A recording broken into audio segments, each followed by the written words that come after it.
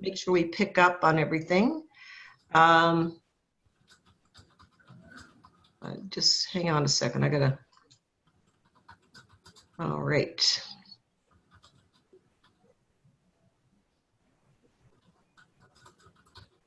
So far, we have 5 people joining us.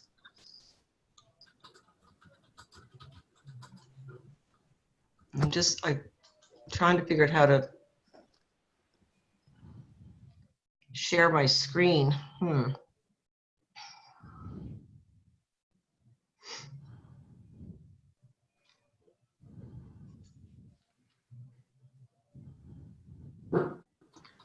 Christine, at the bottom of the screen, there should be a black bar. Yeah, I have that up, and I'm trying to see where I can mute everyone and share my screen. So that's what I was working on this afternoon, trying to figure that out.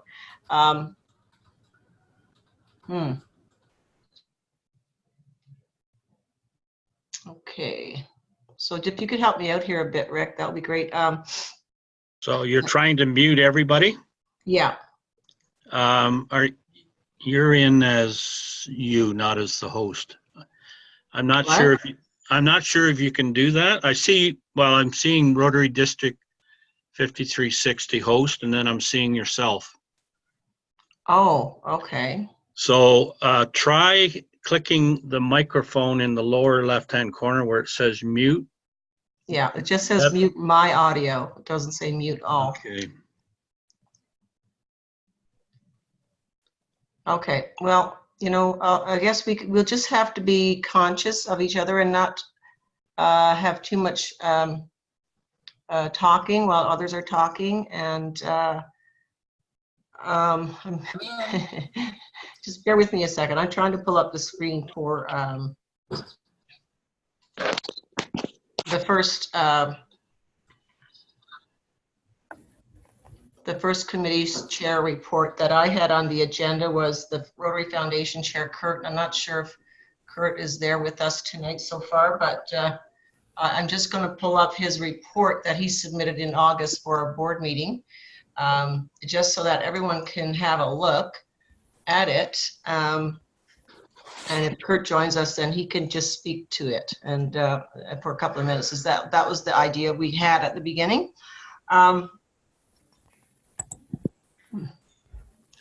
Okay, let's see who's here. We have Henrik, I can see you. Yeah, just signed in.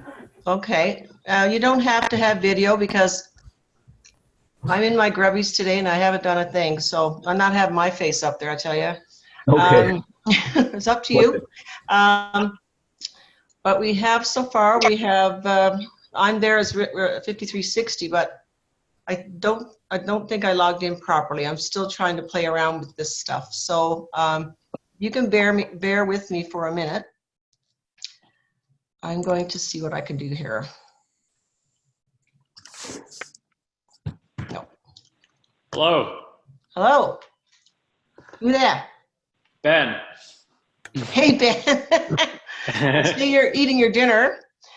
I said my face is not going to be on the screen because I've been in grubbies all day and it's not pretty. I'm trying to figure my way around this a little bit because I have been able to sign in as 5360 before, and right now I'm signed in as both. So I might have to log myself out and come in the other way from 5360. So bear with me a couple of minutes and I'll do that. So sorry for any inconvenience. I just want to make sure I got this set up properly. Let me see.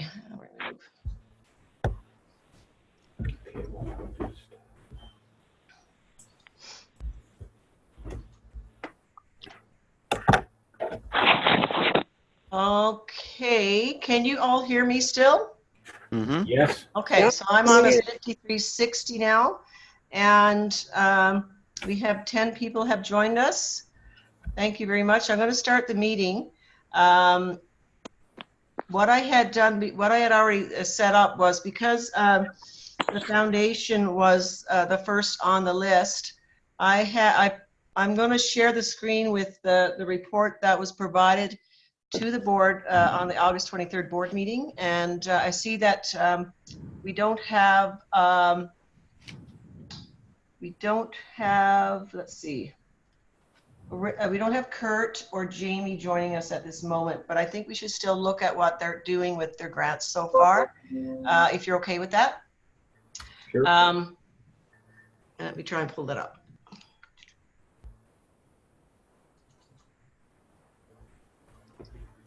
And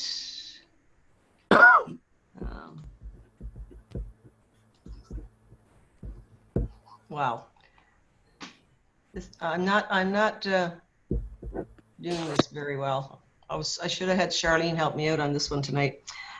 Share. Okay, this screen. Can you see this screen? Yes. Yeah. Oh, good. Oh, yay, yay. I'm doing something good here. That's great. This is a report that Kurt gave us, and it was basically about the challenges that I know there's been rumblings about district grants, and people are wondering where they are. There were some challenges with the reportings and the block grants because of some hang-ups with some issues to get sorted out with the Rotary Foundation so far. So Jamie Morehouse and Kurt were working on with, sorry, I'll back up. So they're working on issues, and everything should be out this week, the checks to the clubs. So I was asked as I was going along, and I explained that there were some glitches, but Kurt has proposed a couple of recommendations, proposals that was approved at the board meeting. Just small ones that just seem to hamper things at times. You can read that in front of you. I'm not going to go through them in detail, but I'm really excited about Kurt and Jamie Morehouse's leadership on the Rotary Foundation this year, and Kurt is really doing an intense overview of processes and recommendations on how things can be a little streamlined. And Jamie, with his knowledge of grants, will be an asset continuing on. So that was their report. Any questions? I'll just, if you do have a question, please type it into the chat area or just send it to Charlene, and we'll address them tomorrow. It's just that we're trying to save people time tonight and not getting into anything long-winded with our questions. So hopefully that works for everyone. We do have a couple of other reports. Hendrik sent his report in, so I'm going to open that up now, and Hendrik can give a quick overview of his report. I'm sorry, Hendrik, I have not reviewed it yet. I've been on the road a lot and just got back from Zone Conference. So just bear with me a sec while I open that up. I don't exactly remember what I wrote. Was that at midnight on Saturday? Seems to be what we do sometimes. All right, let's see. It's the new share, so I'm going to open that up.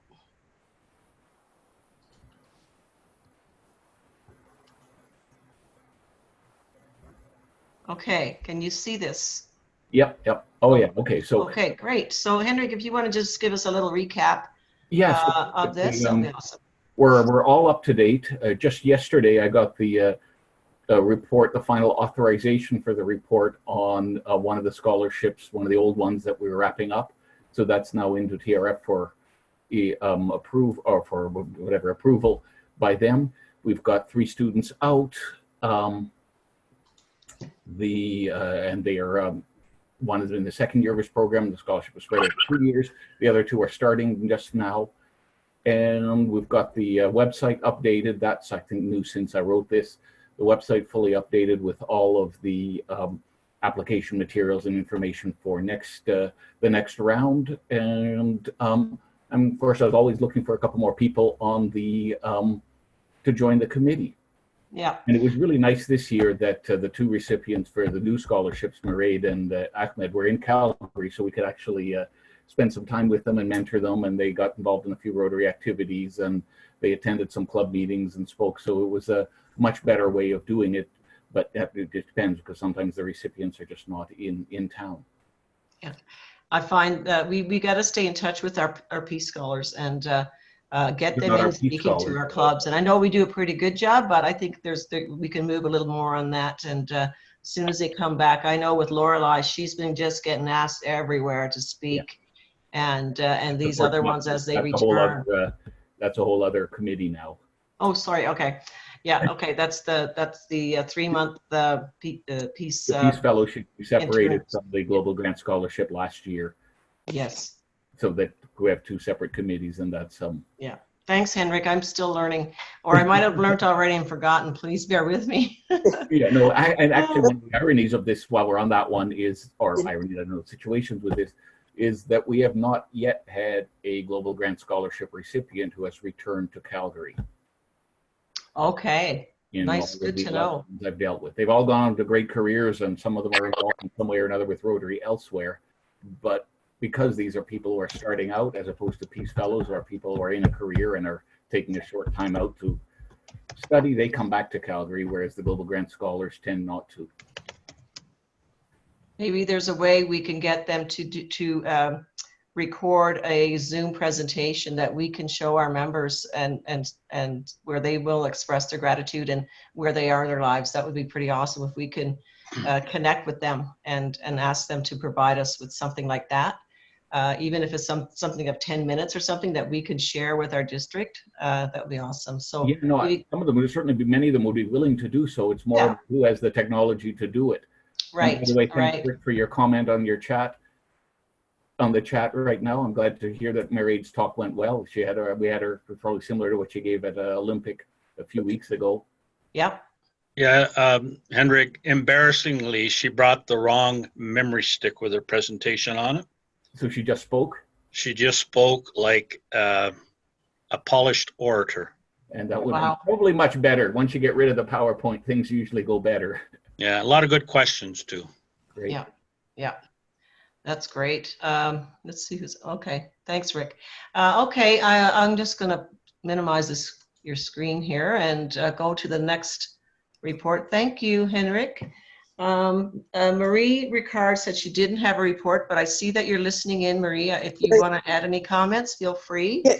Yes, I am. I could tell you that last year we didn't have a successful Peace Fellow application. We didn't have any applications at all. And I think that is a challenge as well. It's challenging in the sense that people who apply for Peace Fellows are already accomplished people, and they're already out in the workforce usually, or volunteering, and they need that criteria to be a Peace Fellow. And so finding those people isn't the easiest. And so our committee has taken on maybe doing a little more education in the area of Peace Scholars and separating that from the Global Grant Scholarship people, and sort of getting the information out about Peace Scholars. But because people, Rotarians don't seem to know the criteria for becoming a Peace Fellow and who would be interested. Yeah, maybe there's some way we could put together, Marie, with a webinar, and maybe even with Henrik, talk to the Kurt, and maybe and Mary, or the DGE coming in. She's fantastic about putting these, education pieces together. We do have things at Rotary International in the Learning Center, but if we do something that's tuned to our district, I think that might be beneficial. So leave that with me. And I'll talk a little bit more with Mary, and then we'll talk with you guys, Henrik and Marie, to see what we can do with an educational piece to get our members more engaged with this. I mean, those are fantastic programs, and and I just think there's an awareness piece that we're missing here. So, an education. Yeah, I think it's an education thing as much as anything for the Peace Scholar side of it, anyway. Yeah. Okay, great. Let's see, who else do we have here with us? I'm trying to find it. Who's on the phone call? Who's phoning in? Who's 403? 427-1181. Nope. Okay. Okay. Well, we'll move on. Margie Hansma also gave us a report. I'm just going to open it up. The Friendship Exchange this year I thought was quite phenomenal. I met these people from Hartford, Connecticut, the latest group. And I ran into Marilyn, who was part of that Hartford group at our zone conference this year because she is a district governor. Fantastic people, and I really enjoyed meeting all of them. So I'm pulling up the next report. Now, mind you, I haven't done this through Club Runner in our documents download before, so I'm just kind of finding my way right now. So just please bear with me. Okay, we're getting there. Let's see. Well, we will go to this. This is kind of fun, actually. All right. This is the Rotary Friendship Exchange Report. Please let me know if you see it. Yes. Yes, Okay, please. awesome. It. Awesome. Great, thank you.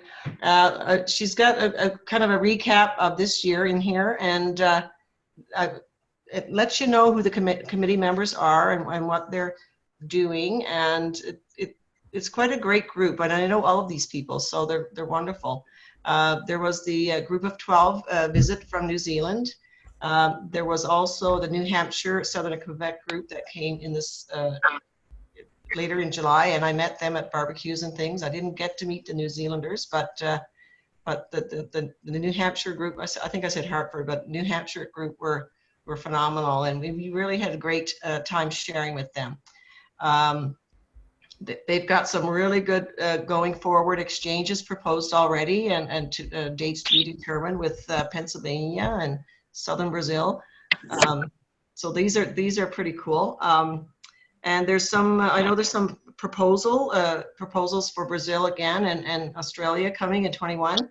And we keep consistently get requests from all around the world to do friendship exchange. I know some of my classmates, some of the district governors that I trained with in India have been asking about doing that as well. But I've always said, well, if you put together the proposal, then I could send it on to our group. But I just can't have a couple of words saying, let's have a friendship exchange. So I just like it to go through the proper channels, just so everybody's in the know. So she's asking for a small gift to be given away, and if part of the budget supports that, then yeah, there's a Rotary Maple Leaf pin. I actually have one from the New Hampshire group if she's looking for that. So just give you guys a second to kind of run that through quickly while I start looking through for our next report. Hi, Wally. I see you just joined us. Oh, I've been here. Okay, sorry. See, this is me and my Zoom expertise at work. Thank you for joining us. We had just started with the foundation group and the committee and the subcommittees, and we're going to move into youth service and see what reports we have to share. And then we'll continue. The agenda was sent out before, so I'm not going to put that up on the screen. I'm trying to be cognizant of everyone's time. And this is the first time we've done this as a group, as a whole group of the committees, the coordinators, the subcommittee chairs, just so that we can be in the know about what's going on with each other. I've heard many times over the years about we're operating in silos. We don't know what each others are doing. We're on our own. We feel isolated from our district leadership. So we're making a lot of efforts in the next year and going forward about connecting our committees together, and who knows, it can really create some really dynamic conversation and ways to link to each other that I foresee. So bear with me as I fumble around here in my ignorance. All right, so I'm going to move down to the reports that we received for our district board meeting. One of the first ones we received was the RILA update from Khalid Kajabji and the RILA camp this year. I happened to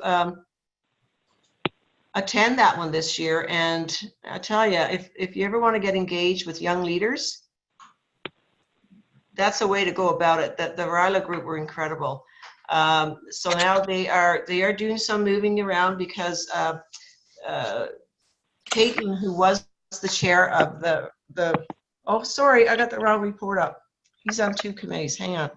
I think it's actually the right report. Okay, it's got 2. That's why. He's got 2. Thanks, Joyce. Yeah, he's got the RILA closing up the year. Caitlin moved out of her role as chair of RILA, and Khaled moved into that role this year. And he's doing a phenomenal job. And the leaders that come with him, Joyce was there as well, phenomenal group, very engaging, and everybody came away with something that weekend. I was there for 4 days, and I couldn't believe it. It was so these are the alumni that we want to make sure that we hang on to for our youth alumni, the alumni of our youth programs. And Khalid is also the chair of that, and he's partnered with Paul Yang, and he is actually working on several initiatives this year to bring our alumni together in events to reconnect and bring them into this family of Rotary, and then they're getting help from Rotaract clubs. It's incredible how people are starting to team up and work together right now. So that's the report there. Does anybody have any questions on that? There is more to follow. It's ongoing right now. They're a very dynamic committee for RILA and alumni, so we're pretty excited about what's happening this year. Yeah, I think I'll just touch base. So I'll add on to a bit more with RILA. They have what you call a senior counselor team and a junior team. Mm-hmm. The senior team is usually counselors that come back that were there like last year or the year before that are coming back. They're returning counselors. Junior counselors are the ones that are previous RILA participants that they're bringing on as new counselors this year. So they're just in the process of finding those junior counselors, going through applications, and then doing their youth protection check. That's where RILA is at, kind of. Yeah. If that kind of helps. Yep. Yeah, it does help a lot, Joyce, understand about how that's structured. Yeah. And of course, I knew that, but I can't keep it all in my head these days. It's a lot. It's a lot in my head these days. So yeah, I'm so appreciative of Khalid and his team, and that program is quite incredible. I would encourage anybody to volunteer and help out with that, because you do get to see some pretty dynamic upcoming young leaders that we don't want to lose. So let's keep in touch with them. Okay, I just got to go a little bit further here. See what I've done here. Hang on. I minimized the screen that I shouldn't have. So hang on a second. All right. Okay, we have a new chair of RIPEN, and that's Rotary Youth Program of Enrichment, and his name is Peter. Oh my gosh, I forgot, just like that. That would be Peter. Peter's in here, I think, right? That's right. Peter, are you here? Where are you? Peter Imhoff, I'm sorry, buddy. Yeah, Please no worries. forgive me. I'm trying to find your report, and I thought it went to Charlene. Oh dear. I don't see it in the listing of what she set up. Okay, sorry about that. But Peter, why don't you just share with us vocally? I know I've seen your report, but at this moment, I don't want to drag around time trying to find it. So welcome, Peter. Thank you for joining and coming in as our Rotary Youth Program of Enrichment. It's a fantastic program, and I'm so glad to have you. So if you could just give us an update, that would be awesome. Yeah, thank you so much. Thanks for having me. For us, it was the month when we had our RIPEN camp. So that just happened 2 weekends ago. So everybody is still sort of reverberating from that experience. But yeah, the transformational change that we see in the youth is really outstanding. We had 33 participants. It was a really good camp, worked very smoothly, very few real emergencies. And the one we had we dealt with very, very nicely with really lovely support from a Rotarian in Lethbridge who went above and beyond to help out a family that needed some help at that moment. And again, it's a sort of a transitional moment. As you noted, I'm here for the first time. Karen Johnson had carried this, what do you carry? A torch, a flag, something for many years. And now we're sort of looking at building a little stronger succession. And so that's an interesting exercise in the chair position, but also in the camp facilitator position. And also in the even like in a position like at the camp nurse. So I think the theme for Ripen right now is Ripen is an amazing camp, reaches a lot of youth, creates a lot of change. Again, similar structure of what you described with Ryla, with junior and senior leaders, fantastic leadership pipeline that's being built there. But how do we make that really sustainable? So that we don't burn people out. And we carry that this is awesome, Peter. Thank you. I lost my thought because I'm looking up the other. I can't do things at once. But you know what, Peter? Just so you know a little bit about him, he is with the Lethbridge Lethbridge Mosaic Club, which I call my favorite, my most diverse club in our district. And I love going out to their meetings. They have I can't even describe it. They're like my dream club. So they have people with disabilities. They have people with different ethnicities. They have different cultures for sure. And it's just like one big family. And it's so cool to be sitting in there and watching that dynamic. And it really speaks to our Rotary's statement of diversity, inclusion, and equity. So thank you, Peter, for joining Rotary, and thank you for stepping up into this important role for our youth. Well, and thanks for the kudos for the club. So I don't think we have Christina here for New Generation. Sorry, I just want to jump in. Rick actually has a question. We'll continue on, but I think we do have Fran here, and Fran had submitted a report. Christine, can you hear me? Sorry. Rick actually has a question on the group chat. It's a question. I'm losing the sound here, Joyce. Hang on. In the Zoom chat, Rick actually has a question to Peter about having some thoughts about moving Ripen to the spring to avoid back to school challenges. There's something happened with the sound. I'm not sure what happened. I can hear you, Joyce. Let me see if I can figure it out. Can you hear me now? I could hear you all along, Joyce. Okay. So, yeah, we're hearing everybody except I can hear you. Christine's not hearing us. Yeah, I just seem to have lost Joyce there on this. I think I'll just go with Fran and get her to step in here and give her report, and hopefully I can regain my sound. Okay, I think when I start, what I should say is, did you want to voice your question? Hang on, I'm going to take a time out. I've been flagged. Brian's waving at me here at the house, so hang on. Just hang on. I don't know what's going on, but he's flagging me. Please bear with me a sec. What? Sounds like my house. What do you want? You listen to God.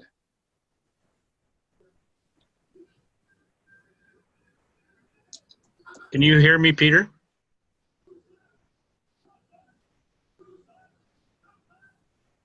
Yes, I can hear you. My question on the chat was, I had heard that there was some discussion on moving Ripen from September to the spring to avoid what I call the back to school busyness. What's the status? The status of that is definitely a conversation we're looking at. I think it will take a lot of foresight and a lot of planning to really shift our cycle by half a year. Right now, what we're doing is we have a training session in May and our camp in September, and they're already booking up the facilities for May. So we are understanding the challenges that we have with recruitment. And I think we see two options. Either is to rein in or organize our recruitment differently so that September is viable as a month when we have the camp, or move the camp. I'm not sure that it is clear to the recruitment group which way to go. I think if we were to make a change, to move it into May, you probably have to give us a lead time of 1.5 years. So I don't think in 2020 we can make that change. Thanks. Can everybody hear me? I'm sorry. We had an issue there a second ago. If you could mute yourself for now. But can everybody hear me? Yes, I can hear you. Yes. Okay, thank you. I had an issue with sound, and Brian grabbed me, and I left the room. Now I'm back, and I got my sound back. So I'm sorry about that. So Fran, would you like to start your youth presentation? I'm trying to find your upload of your report from the district, and I'll work on that. So if you could please start in any case, so we can get through this. I'm sorry. I don't mean to be so fumbly about things. At this point in time, there's not a lot to report. The outbounds are out, the inbounds are in. We've had our first inbound orientation. Second one is the 19th of October. We're starting to get actually quite a few applications for outbound candidates for the 2019-2020. I guess actually that's this year, isn't it? Okay, I lost a year somewhere. I'll go find it. For the 2020-2021 Rotary year, we're getting quite a few applications. We do have actually students who have completed their applications. A couple from Medicine Hat. We think that Medicine Hat Samus is going to be sponsoring a student. We also have students from Red Deer. We had one from Claresholm, but there's no club to sponsor because we have to stay in the same school district. And that really is my report for right now. It's going to start to get busy in about a month.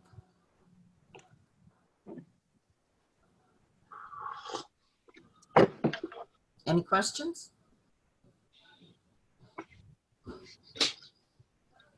I'll take that as a no.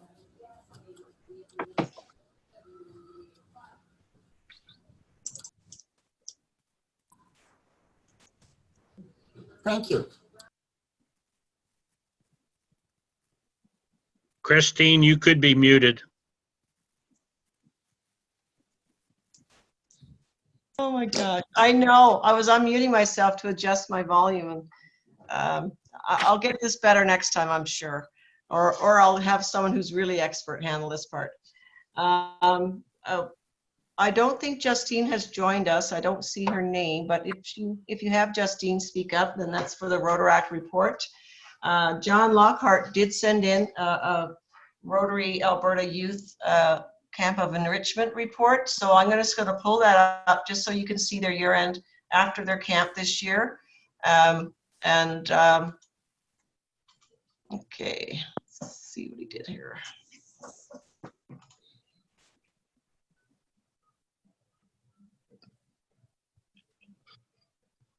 It's a little slow to come up, bear with me. Peter, I just have a good question for you guys. If you guys are looking to moving Ripen possibly to May, is there anything wrong with skipping like this May and then moving, I guess, 2020s to 2021 May?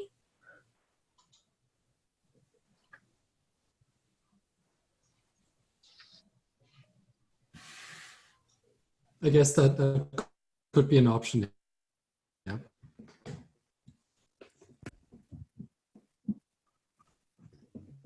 Okay, can everybody hear me? Yes. Okay, I also just put up the RAAC share. Can you see it? Yes. Okay, good. Phew. Okay, so they gave us an update. Their camp sounds like it was very successful. 66 campers, 13 to 15 years of age. And I really love this program. This is a program that's been going on for 20 years. So if you just want to take a quick read, and I can send any questions you have to John. He's not joining us tonight, but I can send them. Phenomenal camp, great program. Yeah, they develop the start and end of business in 1 week. So it's pretty incredible. Could have had that one in my days as a banker, I tell you.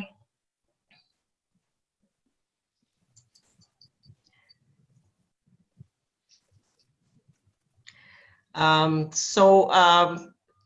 hope I'm not rushing through this, but I want to just so you can see that we are all these reports are on district on the documents download, and we will have a recap of this meeting as well sent out to all of you, so all of our district chairs and sub chairs, so that everyone's kind of in the know. We really want to work on this collaboration thing that we're talking about. So if everybody's good with this report, I'm going to go to the next. Let's see here.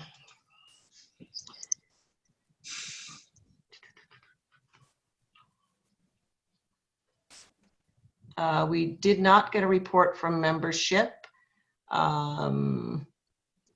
We did get a report from our diversity committee for our August 23rd meeting. So I'm going to pull that one up next. I'm pretty excited about the new committees and where they're headed right now. Okay, I'm just skip there with me.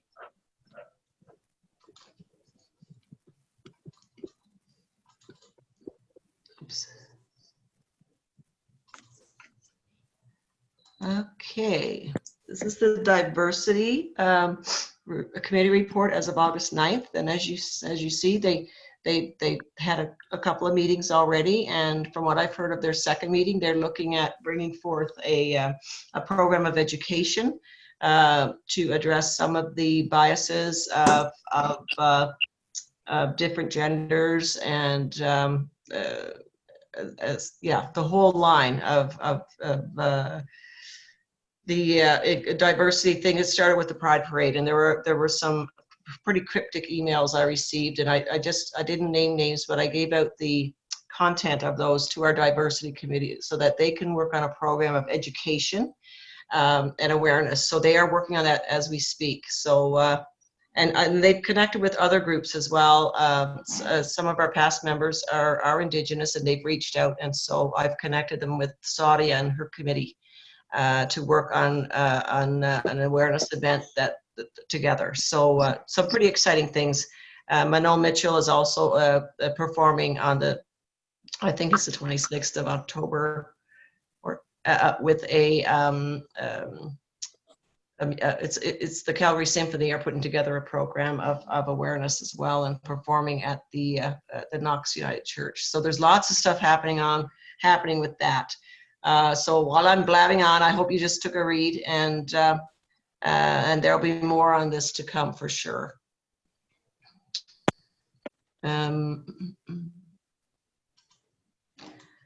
Okay. Ben is tuned in. Ben is the chair of the International Partnerships Committee. And Ben, if you're still with us, can you just chime in and give us an overview of where you are right now? Hi there. Can everybody hear me? Yes. Okay. In terms of that, we had our initial planning session back in June, I believe it was. And we met as a committee, and we established some subcommittees, including communications, grant writing and support, which is sub-chaired by Wally Gardner, and a couple of other people are helping Wally. I think we called it the Grant Coaching Committee. We've got terms of reference approved by the district for the overall committee structure.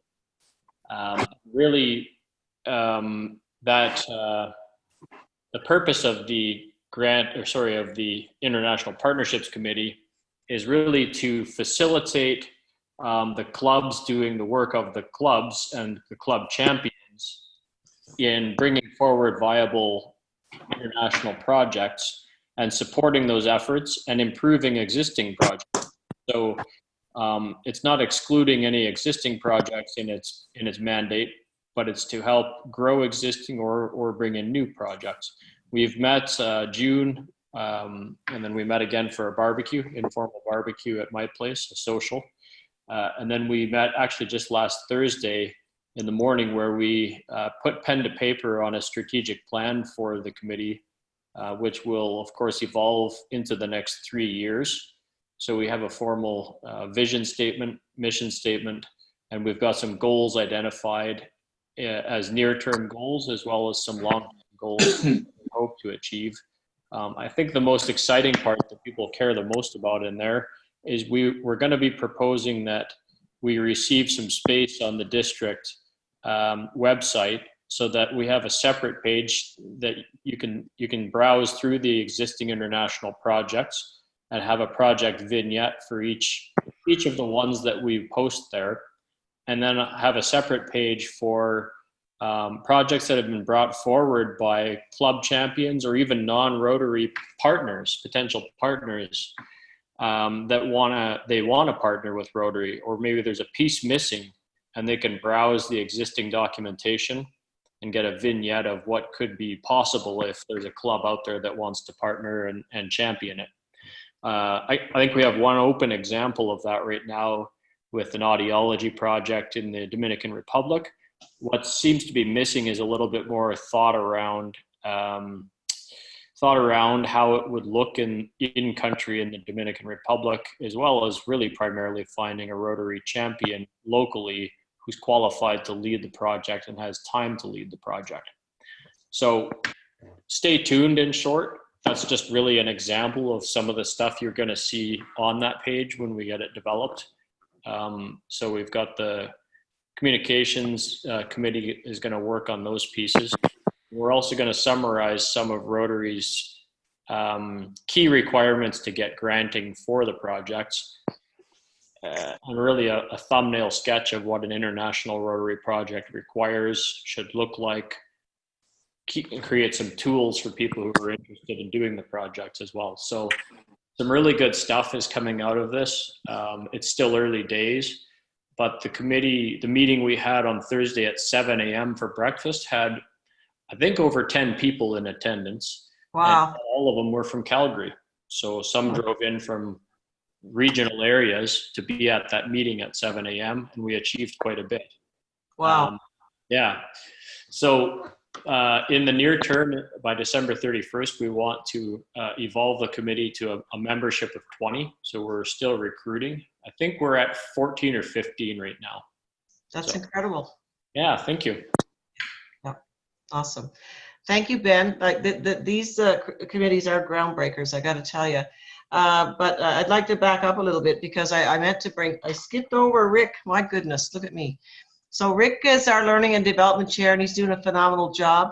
And I'm just going to pull up his report that he sent to us for the board meeting, and then he can add anything that's developed since then. So hang on a second. Here I go.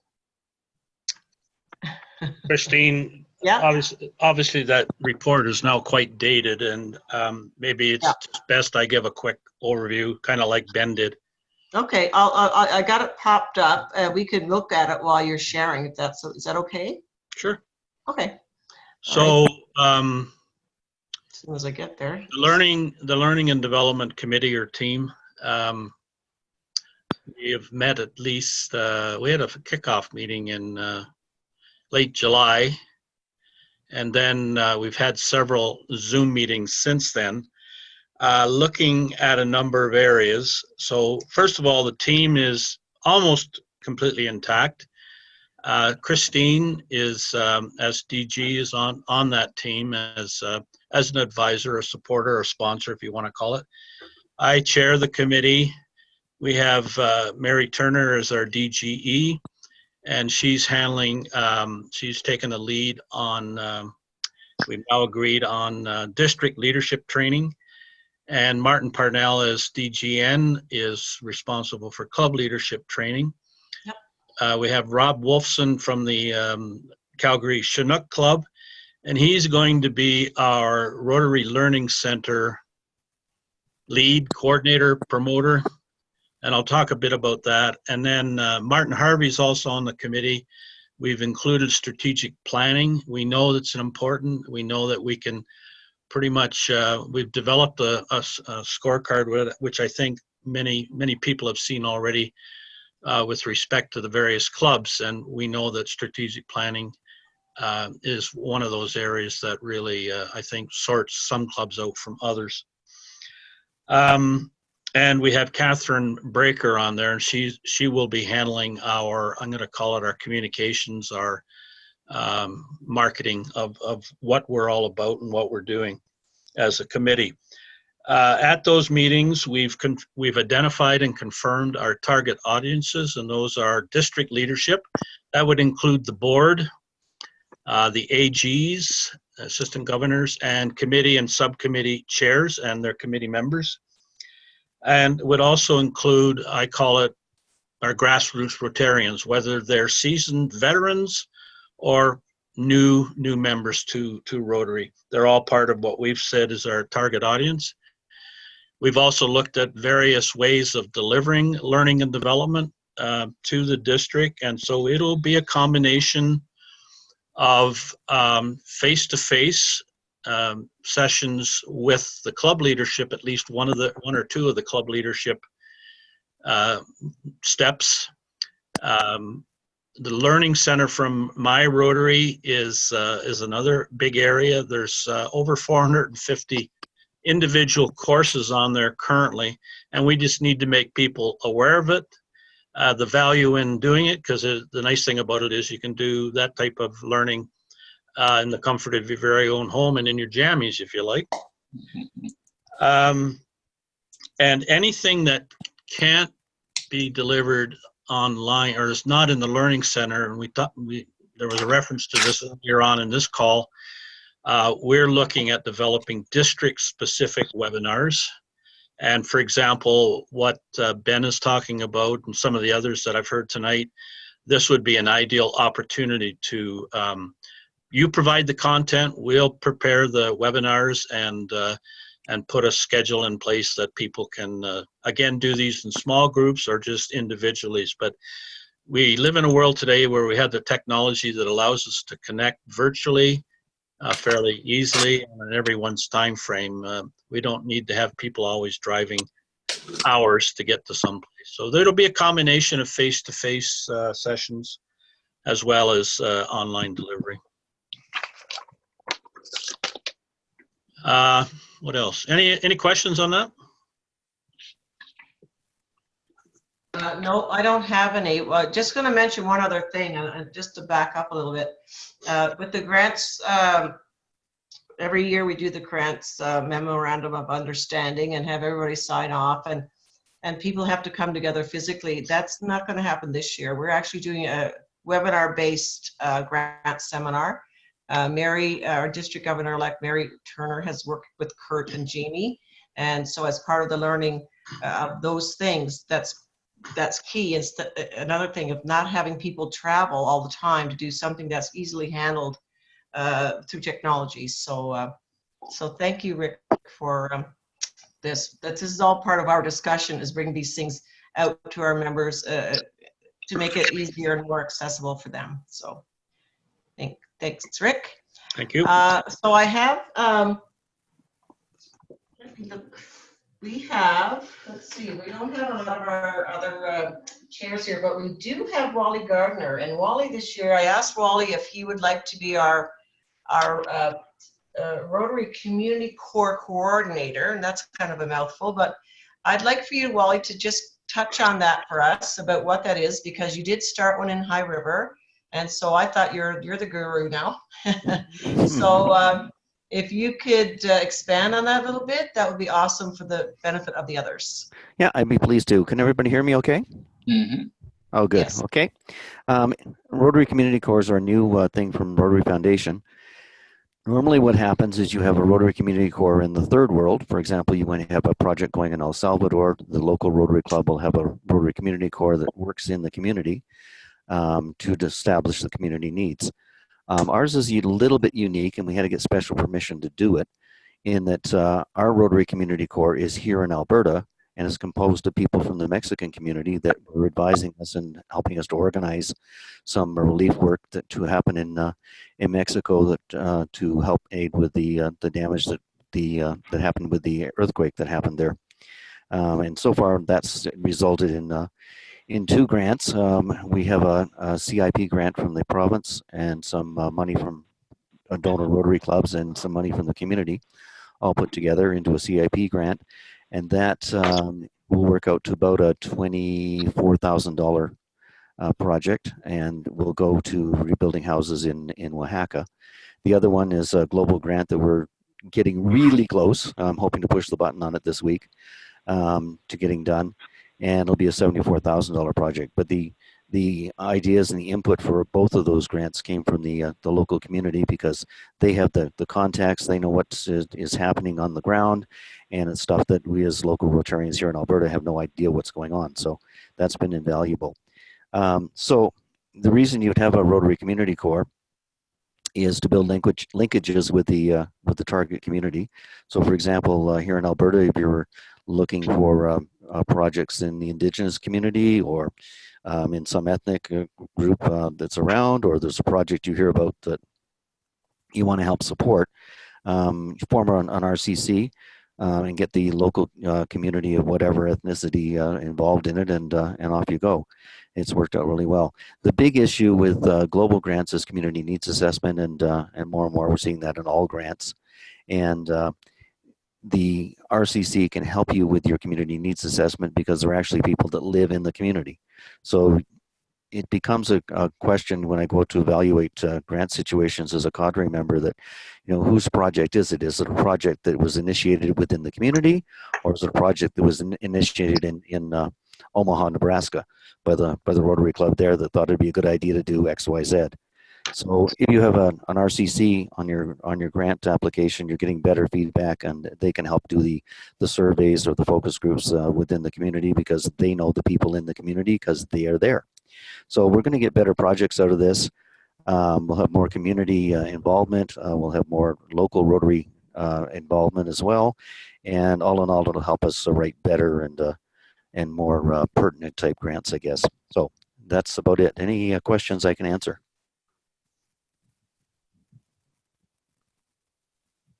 Thank you, Wally. Wally is also part of our Rotary International cadre of technical advisors. So this guy has a wealth of knowledge about these things, and we appreciate you, Wally. And thank you for joining us tonight to share what we're going to get the message out more about what that is. And it doesn't happen overnight, but we'd like to give people tidbits to perk their curiosity and go on with it. I really think the Rotary Community Corps is quite an asset for Rotary. So thank you for sharing tonight. You're most welcome. Yeah, you're welcome. John Lockhart, I noticed that you just joined us, but I jumped the gun and I gave you a report. But you know what? I would love for you to share about RAYAC, and because you're there on the ground, and I have not been to RAYAC yet. I do plan on going. So please share about your year and your wrap up this year. Thanks, John. John? Hi, John. Oops. John, are you there? You just need to speak. Christine? Yeah. Christine, he is on the phone. He's called in through the phone, not through the computer. So right. He's not showing as being muted, though. No, I saw that. Thanks. I don't know. John, can you respond, or maybe unmute your phone, maybe? No, he's gone. Whoops. Oh, dear. Okay, just a couple of others from our coordinators while we're continuing here. Ann Dale and Rhea Graham and her partner, Rhea Graham, are really, really promoting our RI convention in Hawaii this year. And I saw the report today on the statistics, and they are over 1/3 of our goal has been reached. So if you haven't considered going to our international conference, please check it out. We're going to have a great time of inspiration and motivation and celebrate the family of Rotary. So so that they are out there just promoting this all the heck. So I'll thank them for that later. The Rotary Global Rewards is the rewards program, the app that you can add to your phone.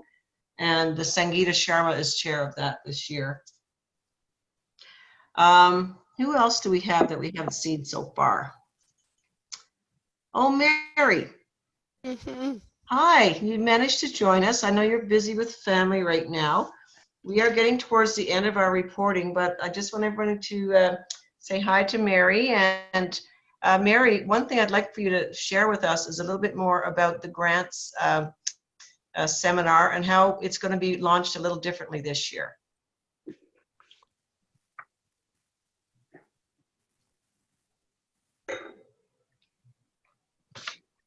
Mary, unmute yourself. Unmute. There we go. How's that? That's great. Sorry. No worries. I was Has a cold. entertaining. I got a cold. I was working too hard at Zone trying to meet all the people, and I overspoke myself or something. I don't know. Anyway. It was all the hugging and kissing and yeah. Anyway, so this year we're trying something a little different with our grants qualification for clubs. We're working on a webinar that would go out to all members of our district so that people could qualify for their club grants component online at their own home. We're working on a video that would go out to everyone in advance to give them a little bit of a preliminary overview of what will be covered during the workshop day, to give them some background information so that it's not quite so overwhelming as it has been in the past. So we're hoping that that'll be a little more user-friendly, if you will, for people to qualify for their clubs to get grants this next Rotary year. So it's looking very promising. Yeah, thank you, Mary. I won't keep you so long because I know your voice sounds like mine did a week ago, and I'm sorry I passed it on to you, girlfriend. Okay. I had that cold when I went to the Zone conference, and poor Mary got exposed.